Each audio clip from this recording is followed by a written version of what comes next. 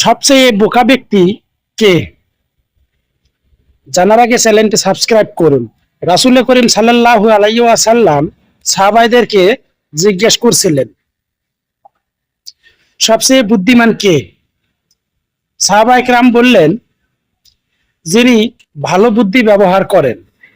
তখন রাসূল সাল্লাল্লাহু আলাইহি ওয়াসাল্লাম বললেন, সবচেয়ে বুদ্ধিমান সেই ব্যক্তি যে মৃত্যুর ও মৃত্যুর পরবর্তী জীবনের জন্য সবচেয়ে বেশি প্রস্তুতি নেয়।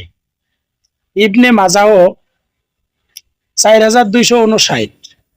এবার বোঝা যায় সবচেয়ে বোকা মানুষ হলো সেই ব্যক্তি যে দুনিয়ার জন্য অনেক চেষ্টা করে কিন্তু আখিরাতের জন্য কিছুই করে না।